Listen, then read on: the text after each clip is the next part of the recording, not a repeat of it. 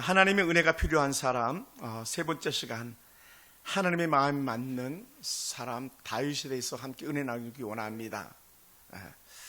여러분, 30살 때는 서둘러 살아야 된다고 말합니다. 40살이 될 때면 때로는 자기 마음대로 산다고 말합니다. 50살이 될 때는 쉬엄쉬엄 살아간다고 말합니다. 60살 정도가 돼야 조금 마음에 여유가 생긴다고 말해요. 50, 60, 제가 딱 그 나이네요. 근데 여유가 여전히 없는 것 같습니다. 사람은 40이 넘으면 자기 얼굴에 책임을 져야 된다고 에브라함 링컨이 그렇게 말한 적이 있었는데, 오늘 40이 넘은 우리 집사님들, 우리 권사님들은 어떤지 한번 돌아보시기 바랍니다. 여러분, 네 사람이 한 그 고아원을 이렇게 가서 봉사를 하는 중에 둘은 경찰이었었고 둘은 목회자였답니다. 그런데 고아원에 있는 사람들이 그 형사들 향해서 어느 교회 목사님이세요?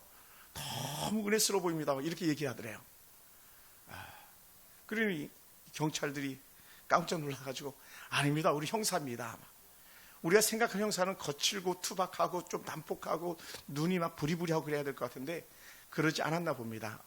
왜 그런가 봤더니 그들이 고정적으로 그곳에 와서 섬기는 사람들이었다는 거예요.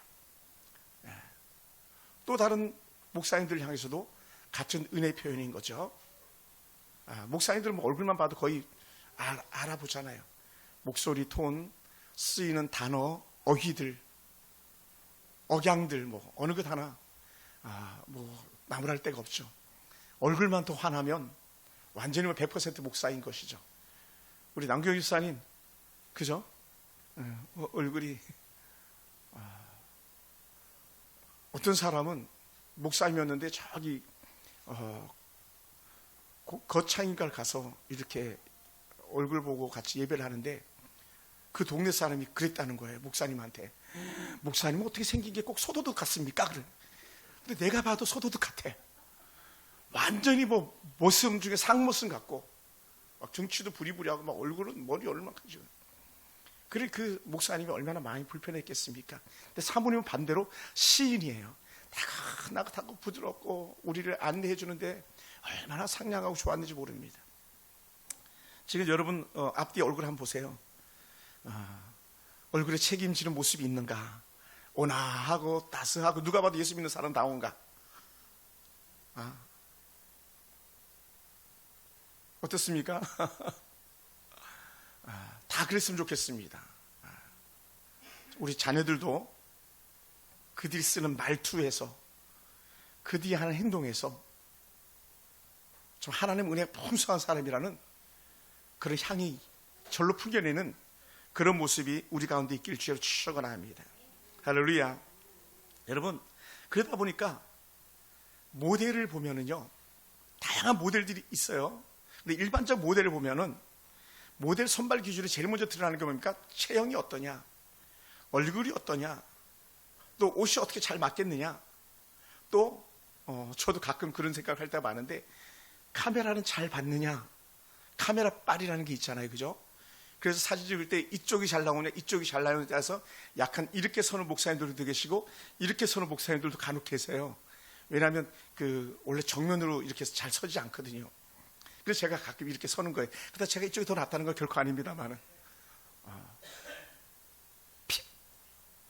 빨이 나오냐, 옷빨, 말빨, 카메라빨. 그런데 우리는 이거를 훨씬 더 뛰어넘는 빨이 하나가 나와야 되는데 뭔지 아십니까? 이거 마치면 제가 맛있는 커피라도 대접해야 될 것 같아요. 네? 한 50원 정도 될 것 같아. 따라해봅시다. 영빨. 영적으로 힘이 있냐, 능력이 있냐라는 거예요. 여러분의 표정을 봤으면 좋겠어요. 여러분의 얼굴 표정에 영빨이 있는가? 다른 말로 하면 예수 냄새가 나는가? 막 앉아있는데 막 금방 싸우고 온 사람처럼 그렇게 앉아있진 않는가? 여러분 얼굴이 말 그대로 해같이 빛나고 있는가? 늘 우리는 점검되어져야 될 줄 믿습니다. 할렐루야. 왜냐하면 다윗이라는 사람이 그랬거든요. 그 얼굴이 범상치가 않았거든요. 네. 그래 우리는 흔히 이렇게 말하는데, 야, 키가 좀 더 컸으면, 얼굴이 좀 더 예뻤으면, 머릿결이 좀 더 고왔으면 등등등등 얼마나 많이 있습니까? 어느 날 갑자기 우리 집에 거인족이 한 명 있더라. 거인족. 그래서 깜짝 놀랐죠. 아니, 제 성장판이 다쳤는데 왜 갑자기 저렇게 컸지? 봤더니 이만큼 높은 굽을 높은 신발을 신고 있었던 거예요. 그러니까 내가 이렇게 올려다 봤잖아요. 우리 둘째가 깜짝 놀랐죠. 한 요 정도만 높아도 애가 완전히 달라 보이는데 하물며 1m 75, 80 이건 꿈의 숫자죠. 근데 사실 그것은요 껍데기지만, 근데 중요한 게 뭔지 아십니까? 김창옥 씨 강을 들어보고 또 들어보도 늘 한 가지 얘기하는 게 뭐냐면 껍데기도 좋아야 된다 그러더라고요. 오늘 우리는 선물 내용물도 너무 중요하지만 사실 포장지도 중요하다는 거예요. 오늘 저와 여러분 삶 속에서, 야, 저 사람 내 마음에 맞네, 내 마음에 딱 들어맞네, 야, 저 사람 내 스타일이야 라고 말할 수 있는 그런 사람이 있다면 어찌 보면 그런 사람들이 하나님의 스타일일지도 몰라요. 세상 사람 마음에도 안 드는데 어떻게 하나님 마음에 들겠습니까?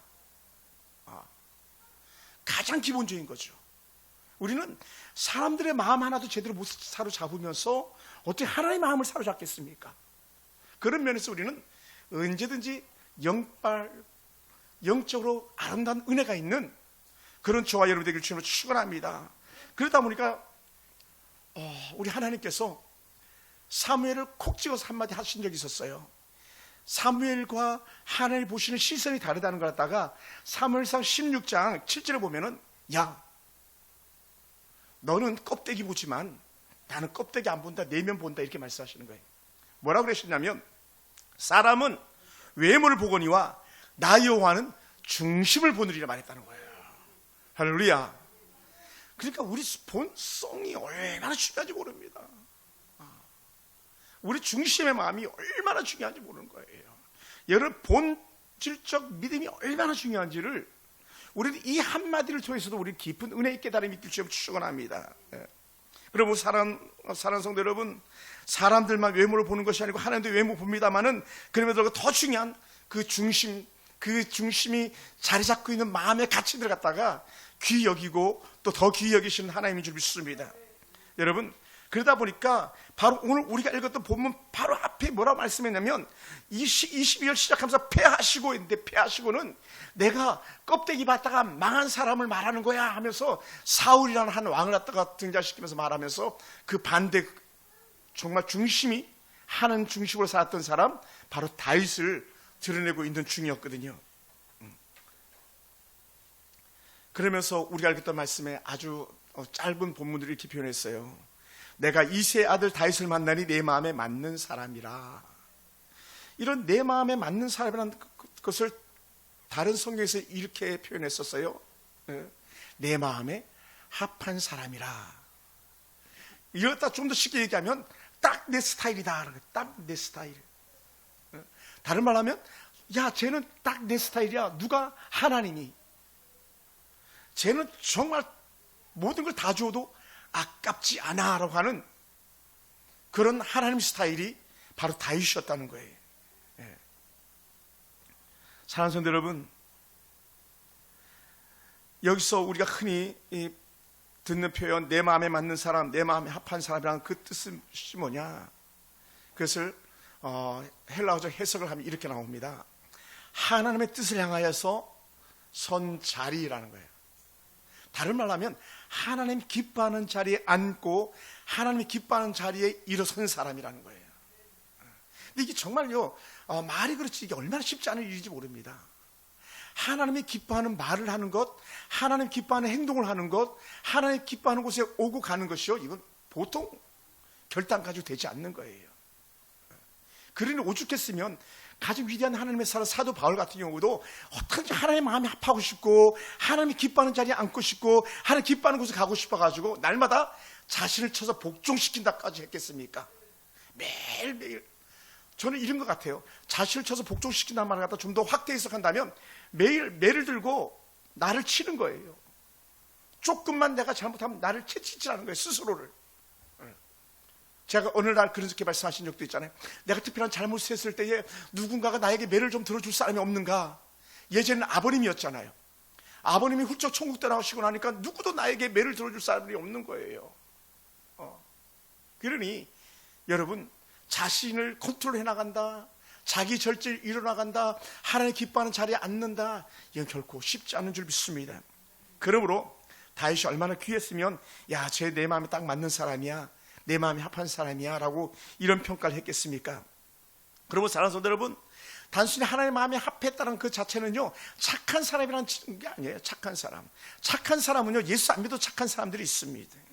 그러나 우리는 그 착한 사람이 아니라 언제든지 하나님의 뜻과 하나님이 기뻐하는 방향으로 발걸음을 옮겨놓는 그런 사람이라는 거예요. 할렐루야, 할렐루야. 그거예요. 우리 낚시 박사가 계신데, 우리 김장희 사님 낚시 박사신데, 낚시 박사는 어디다가 낚싯대를 그 낚시 바늘을 던져야 될지 아는 사람인 거예요. 만약 저가 바다에 낚시하러 간다면 저는 어디에다 낚싯대를 던져야 될지 몰라요. 그러니까 맨날 물고기한테 먹이만 따이지 잡아내지 못하는 거예요. 하나님의 은혜가 충만한 사람은요, 다른 말로 아까 말했던 하나님 영적으로 충만한 영빨이 있는 사람은요, 하나님이 가라는 것과 하나님이 스톱하라는 걸 깨닫는 사람이라는 거죠. 그러니까 이게 수준이 높아지면 모든 필링이라고 해서 영적 감각이 막 살아나기 시작하는 거예요. 영감이라고 말하죠. 그러니까 어떻게 돼요? 가야 될 것, 해야 될 것, 말해야 될 것, 말하지 말아야 될 것, 이게 분별이 가능한 거예요. 저는 우리 교회 성도들이 오늘부터라도 조금만 더 하나님의 영적인 것을 깊이 깨닫는 지혜가 저와 여러분과 있기를 원합니다. 할렐루야. 우리는요, 세상 사람들과 얽혀있는 관계를 끊지 못해가지고 얼마나 몸부림을 치고 있습니까? 우리는 하나님의 은혜를 갖다가 손바닥 뒤집듯이 하나님의 은혜가 어디 있느냐 하는 듯이 살아갈 때가 얼마나 많이 있습니까? 영적인 가치를 갖다가 세상에 빼앗겨가지고 오늘도 포승줄에 끌려가는 그런 노예로 끌려가는 어떠한 사람들처럼 살아갈 때가 우리가 얼마나 많이 있습니까? 그런 사람들 보면요, 가슴이 아픈 거예요. 제가 오늘 특송했던 이유 중에 하나도 그 병마를 이기지 못해가지고 너무 힘겨운 사람들 생각할 때에 절로 눈물이 나는 거예요. 그것이 우리 가족이 아니지만, 때로 우리 성도도 아니지만, 왜요? 그들을 위해서 기도하다 보니까 그들이 불쌍히 여겨지는 마음이 생기는 거고, 하나님 살려주세요 이 마음이 절로 나오는 것이죠. 그리고 사랑하는 성도 여러분, 하나님의 마음에 합한 사람들은 어떤 사람이냐? 자신의 마음을 하나님 뜻에 맞게끔 조율하는 사람인 거예요. 조율하다. 피아노가 아무리 좋아도요, 조율되지 않으면 쓸 수가 없는 거예요. 다윗은요, 음악가였거든요. 다윗은 자신이 치는 그 하프에 줄을 갖다가 조율할 줄 아는 그런 사람이었어요. 아마 모르게도 그랬을 것 같아요. 하프 줄을 조율하면서 그는 느꼈을 겁니다. 나는 내 마음을 조율해서 하나님 마음에 합하게 해야지. 그런 마음을 가지고 있었을지도 모릅니다. 오늘 저와 여러분 삶 속에 그런 은혜가 있길 주의로 축원합니다. 그러니 그런 다윗을 보면서 하나님이 너무 기뻐가지고 한 사람 찾아내서 말씀하시는 것이 뭐냐면 시편 89편 20절에 보면 이렇게 표현했어요. 내가 내 종 다윗을 찾아냈다는 거예요. 하나님 누가 내 마음에 합한가 찾아냈다. 그리고는 나의 거룩한 기름을 그에게 부었도다. 양각 뿔에다 기름 부어가지고 다윗의 머리에 붓는 걸 갖다가 기름 부었도다 이렇게 표현하는 거거든요. 사무엘이 그랬거든요. 하나님이 다윗을 찾아내실 때에 다윗이 거창한 자리에 머물지 않았습니다. 하나님이 다윗을 찾아낼 때에 다윗의 지위가 막 그렇게 화려하지도 않았습니다.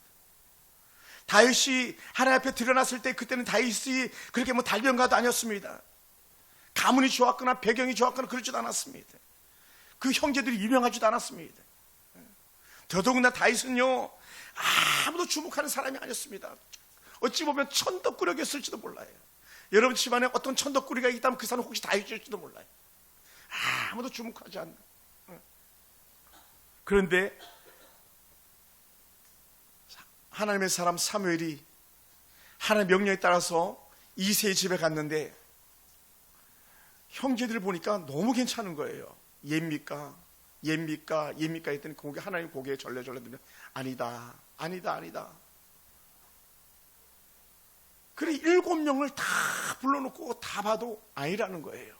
하나님이 아니 이세 집에 보혈했으면 7명 중 1명 있어야 되는데 아니라니까. 하나님 이게 뭡니까? 하나님께서 아닌 거는 아니다라고 말씀하시는 거예요. 그러니까는 사무엘이 하도 의아해가지고 물어봤어요. 혹시 여기 오지 않은 아들 중에 또 다른 아들이 있지 않냐? 아들이 이게 전부냐? 했더니 그제서야 이새가 하는 말이 뭡니까? 들판에 한 놈 있긴 한데 그 놈은 뭐 좀 그래요. 집에 부르지도 않은 그런 아들 다윗이 그제서야 있다고 말하는 거예요. 그러니 사무엘이 속히 그 아이를 데려오라고. 그러니 보기 좋고 잘생기고 힘있어 보이는 아미나답, 삼마, 엘리압도 아니고 들판에 아무도 주목하지 않는 그 아들 하나 데려오고 하니까 이새도 의아했었을지도 모릅니다. 사랑하는 성도 여러분, 그런데 놀라운 일이 일어났어요. 마침내 다윗을 보러 오니까 다윗의 모습이 달랐다는 거예요. 물론 그 외모를 평가하고 있지만 사실은 그 깊은 내면을 말하고 있을지도 모릅니다. 뭐라고 그랬냐면 사무엘상 16장 12절 이하를 보면요, 그의 빛이 붉고 눈이 빼어나고 얼굴이 아름답더라. 제 친구 하나가 길 가다가 여자애를 하나 만났는데 막 너무 이뻐가지고 막 따라가서 얘기를 했다는 거예요. 내가 평생 살면서 당신처럼 얼굴에 광채가 나고 후광이 비치는 사람 처음 봤다. 나 당신하고 사귀고 싶다. 막 쫓아가서 얘기했다는 거예요. 물론 결론적으로 사귀지는 못했습니다. 오빠한테 물어보고 내가 사귀든지 말지 결정한다 그래가지고 사귀지 못했는데 그 총각 때 친구가 고백하는 거였는데 다윗이 보니까 그랬다는 거예요. 얼굴이 막 빛이 나고 붉고 또 너무 재밌는 표현이 있는데 그 눈이 반짝반짝 빛났다는 거예요. 눈이 빼어났다. 여러분 눈동자가 맑은 사람 있잖아요, 그죠? 이런 말 해도 될지 모르겠죠. 우리 사모님 눈동자에서 반짝반짝 빛나잖아요. 총기가 있어요. 그래 벌써 보는 게 다르다는 거예요. 약간 다르잖아요. 어떤 사람은 눈을 떴는지 감았는지 눈이 그냥 누래가지고 어물전에 동태눈같이 해가지고 멍하니 있는 그런 사람들도 있거든요. 근데 다윗은 그렇지 않았다는 거예요. 그러니까 하나님께서 그에게 말씀하시는 거예요. 여호와께서 이르시되 이가 그니 일어나 기름을 부으라 하신지라. 사무엘이 기름 뿔병을 가져다 그의 형제 중에서 그에게 부었더니 이날 이후로 다윗이 여호와의 영에 감동되니라. 그러니까 하나님이 택한 자가 확실하다는 것이, 성령이 충만하다는 것이 그에게 기름 부는 순간 달라졌다는 거예요. 할렐루야. 하나님이 다윗을 찾으셨고 하나님이 다윗을 세우셨습니다. 다윗은 단순히 외모가 아니라 그 중심이 하나님 보시기에 아름다웠던 그런 은혜가 그에게 있었던 것이죠. 하나님은 우리의 껍데기도 보시기도 하시겠지만 그러나 우리 중심의 내면의 깊숙한 것을 보시는 그런 분인 줄 믿습니다. 그래서 하나님은요, 직접 찾아내시고 세우시는 것으로 끝나는 분이 아니고 기름 부어서 성령이 충만한 사람으로 계속적으로 이끌어 가신다는 거예요. 할렐루야. 그러니까 여러분, 우리는 매일이 더 나아야 되는 거예요. 영적인 수준이 오늘보다 내일이 나아야 되는 거예요. 왜냐하면 여러분들이 하나님의 은혜 안에서 부름받은 순간에 성령의 놀라운 은혜가 임했기 때문에요. 왜냐하면 우리가 성령을 보내주신다고 했잖아요. 성령의 기름 부으심이 우리 가운데 임했잖아요. 그럼 이미 하나님께서 우리에게 충만함을 주셨는데 그것을 지키지 못하고 세상에 다 흘려버린다면 우리는 멍하게 있는 거죠. 믿는 사람인지 아닌지도 모르게, 이게 똥인지 된장인지 구별을 하지 못하네. 하나님 기뻐하는 직업인지 하나님이 기뻐하지 않는 직업인지 분리도 못하는 그런 어리석은 자가 되고 말기도 하죠. 돈도 마찬가지. 이게 내 돈인지 하나님 돈인지 구별도 못하는 그런 어리석은 자로 살아갈 때가 얼마나 많이 있는지 모릅니다. 왜 그러냐? 하나님의 은혜 충만함을 빼앗기면 그렇게 됐더라는 거죠. 그래, 이 다윗에게 기름 부으신 하나님께서 이렇게 말씀했습니다. 시편 89편 21절에 보면요, 내 손이 그와 함께하여. 할렐루야. 다시 말하면 하나님께서 여러분과 함께 하시는 거예요. 뭐가? 여호와의 손이 여러분과 함께. 다윗과 함께 했던 손이 저와 여러분에게 함께 하실 줄 믿습니다. 그리고는 내가 그를 견고하게 하여 내 팔이 그를 힘있게 하리로다. 다윗이 썸파워, 하나님의 능력이 그에게 임한다는 거예요. 그것을 우리가 믿음으로 볼 수 있기를 주님을 축원합니다. 그러므로 하나님의 은혜 기준은요, 세상의 기준을 거슬러 오는 은혜입니다. 지금은 작고 무명한 자리에 있고 지금은 아무도 알아주지 않다 할지라도 여러분에게 주어진 은혜의 사명 잘 감당하면 하나님께서 그걸 기억해 주시고 뽑아주신다는 거예요. 저는 그것을 믿습니다. 할렐루야. 그래도 우리가 꼭 기억해야 될 것이 있어요. 한번 따라해 볼까요? 누구에게든지 연약함은 있다. 아멘. 누구든지 연약할 수 있어요. 다른 말로 하면 은혜를 느슨하게 하면 연약함이 생길 수밖에 없어요. 혁대의 뻐크를 제대로 채우지 않으면 바지는 흘러내리게 돼 있는 거예요. 제대로 걷고 뛸 수가 없는 거예요. 다윗의 은혜가 계속 상승 곡선을 걷다면 얼마나 좋았겠습니까? 그런데 다윗도 와장창 중창 무너지는 듯한 그런 큰 시험을 만난 적도 있었잖아요. 그게 뭡니까?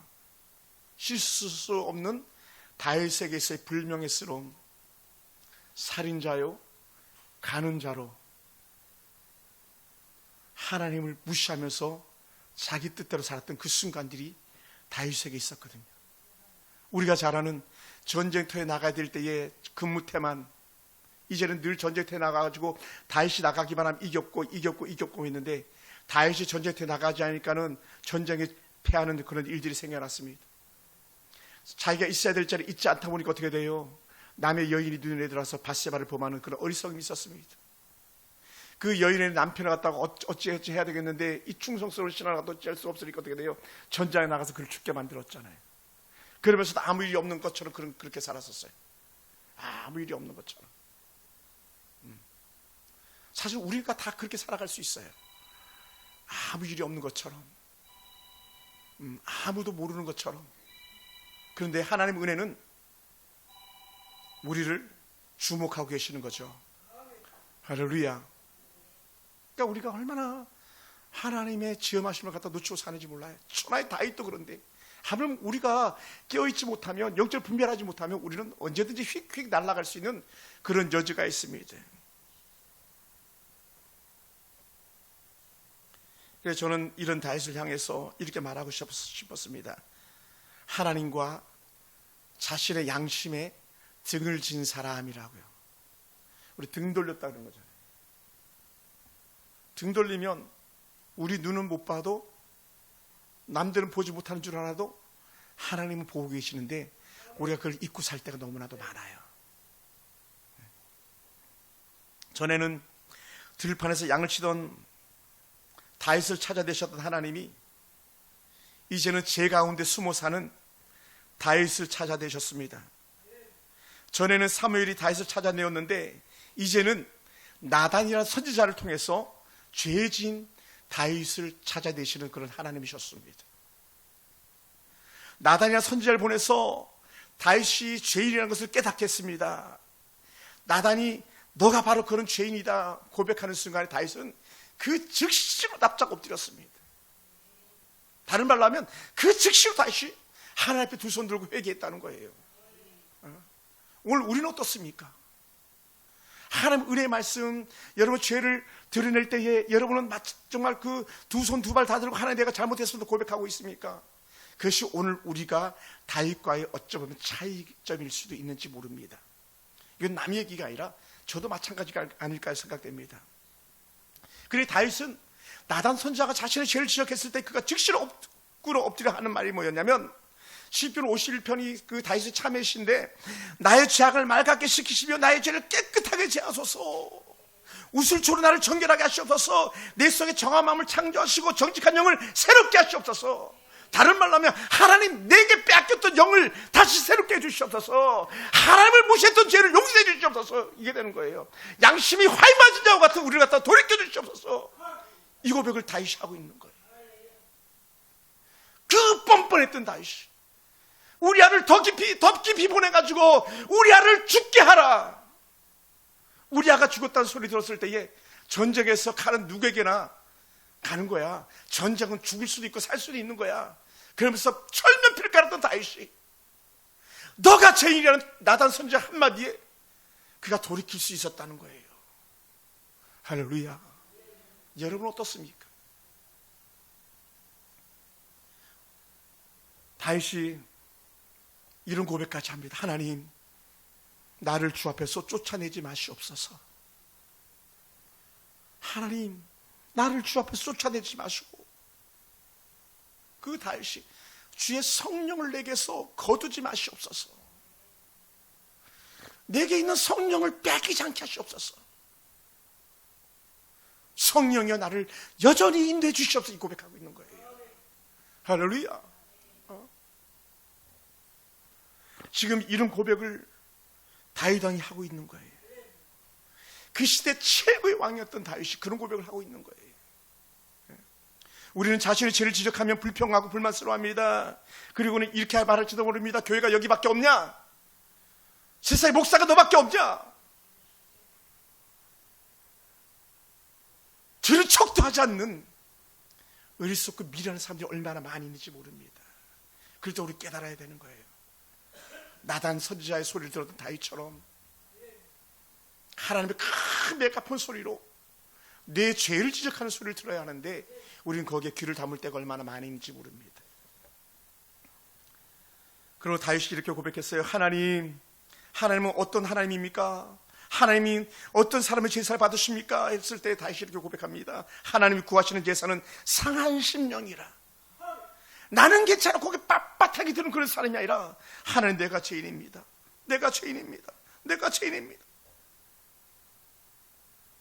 다윗의 심령이 그랬다는 거예요. 청년들 얼마나 똑똑합니까? 여러분 얼마나 똑똑합니까?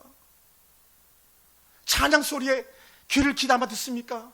거기에 마음을 모으고 있습니까? 여러분 일주일 내내 살아가면서 얼마나 기도하면서 하나님의 말씀을 보고 있습니까? 우리가 깨달아야 돼요. 깊이 깨닫는 지혜가 있기 원합니다. 자신의 죄 때문에 통해하는 다윗의 마음이 오늘 우리들의 마음 되기 원합니다. 자신은 변명도 하지 않았습니다. 하나님, 내가 왜 그랬는지 알아요. 내 아내가 많이 있지만 별로 마음에 안 들었었어요. 애들도 봐봐요. 하나님, 압살롬 봐요. 누구 봐요. 마음에 안 듭니다. 그래서 난 새로운 아내가 필요해서 이렇게 말했었을지도 모르는데 다윗은 그렇게 말하지 않았다는 거예요. 하나님, 내가 얼마나 많이 전쟁에 쫓아다녔는지 알아요. 이제 좀 쉴 때도 됐잖아요. 이렇게 말하고 싶었을지도 모릅니다. 다윗은 그렇게 말하지 않았어요.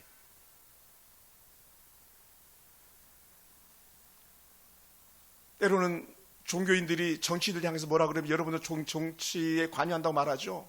성령 처음부터 끝까지요 정치에 개입해 있는 것이 바로 성경 말씀이에요. 대통령의 죄를 지적해야죠. 국회의원들의 죄를 지적해야죠. 경제인들의 죄를 지적해야죠. 그것이 선지자들이 해야 될 일인데요. 그게 오늘날 목회자들이에요. 믿음의 성도들의 얘기예요.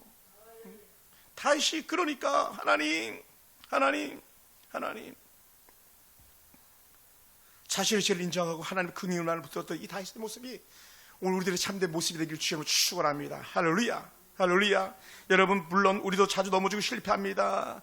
때로는 우리가 자주 좌절하면서 아버지 하나님 앞에서 살기보다 하는 헛되고 허망한 데 실패할 때도 있습니다. 그럴 때 우리는 어떻게 되겠는가? 돌이켜라. 하나님을 등지지 말고 하나님을 향해서 다시 한 걸음 더 내디더라. 할렐루야. 그것이 우리가 돼야 되는 거예요. 그것이 우리가 돼야 돼요. 그러므로 이런 다윗을 향해서 하나님은요, 그에게 영원한 왕조를 약속하셨습니다. 내가 너의 왕위를 영원 무궁케 하리라. 너의 왕권을 영원 무궁하게. 그래서 다윗의 왕권은요, 하나님 나라 왕권의 샘플 모델 케이스가 되어주었어요. 예수님의 왕권은요, 바로 다윗 왕권의 그 완전함을 갖다가 샘플로 보여주는 그런 은혜의 왕권이 된 줄 믿습니다. 할렐루야. 그리고 다윗은 하나님의 은혜로 왕이 되었을 뿐만 아니라 구속사 가운데 가장 중요한 연결고리를 역할하는데 이 다윗의 가문을 통해서 메시아 예수 그리스도가 나오는 거예요. 어떤 사람? 회개해서 뜻 하나님께로 돌이킨 사람. 아멘. 그것이 저와 여러분 되길 주님으로 축원합니다. 할렐루야. 그렇게 해야 되는 거예요. 꿀먹은 벙어리처럼 뚝 다물고 나는 그럴 수가 없어 막 이렇게 반역하는 어떤 악한 자들의 무리가 아니라 그렇습니다 하나님, 그렇습니다 하나님. 다윗의 그 하나님을 향한 뜨거운 열심과 특심과 그의 돌이킴의 죄성이 바로 내 모습이 되게 하시옵소서. 돌이킴 우리 삶 가운데서. 그래서 다윗에게 큰 축복을 하시는데 내가 그 나라를 영원히 견고하게 하리라 라고 하는 사무엘하 7장 14절 말씀이 그에게 있는 거예요. 네. 사랑하는 성도 여러분, 여러분 자신 한번 가만히 돌아보시기 바랍니다. 하나님이 나 같은 사람도 쓰실까? 우린 다 죄의 흔적이 있잖아요. 우리는 뭐 번뜩번뜩한 사람 없잖아요. 우리 안에 내세울만한 감은 없잖아요. 우리 똑똑하지도 않잖아요. 자식 내세울 자식이 세상에 누가 있습니까? 그런데 뭐 저는 이 말씀을 준비하면서 계속적으로 드는 생각이 우리는 은혜가 필요한 사람이야. 은혜가 필요한 사람이야. 들판에서 누구도 주목하지 않아도 다윗을 갖다 하나님께서 기억해 주셨던 것처럼 이 가난하고 천박한 독산동에 이역만리 타국에 이민 와가지고 살아가는 여러분에게 정말 하나님의 은혜가 필요하지 않겠습니까? 둘이 힘을 합쳐도 아들 하나 키우기 어려운데 혼자서 아들 딸 하나씩 키워내려니 얼마나 힘이 없습니까? 그러니 우리는 하나님의 은혜가 필요한 사람들이 아니겠습니까? 본토 사람들과 조선족 사이에서 이겨내야 될 우리 장방권 지사님 한족이라는 그런 직분 가지고 살아가면서 견뎌내기가 보통 어려운 일이 아니지 않습니까? 그래 어떻게 돼요? 하나님의 은혜가 필요한 거죠. 전적 은혜가 필요하죠. 우리 아들 딸도 전적 은혜가 필요한 사람들이 있습니다. 그리고 사랑하는 성도 여러분, 하나님은 여전히 우리에게 은혜를 구하기를 원하고 계십니다. 어떤 우리가 자랑 내세울 것보다가도 우리 두 손 들고 오히려 하나님 앞에 항복하면서 나에게도 하나님 은혜가 필요합니다. 사랑하는 성도 여러분, 그러면서 우리는 다시 결단해야 되는 겁니다. 다시는 그 길 가지 않겠습니다. 다시는 그 길 가지 않겠습니다. 훗날에 다윗이 인생 마지막 때를 맞이할 그때에 다윗에게 가장 아름다운 여인을 갖다 집어넣어 줬습니다.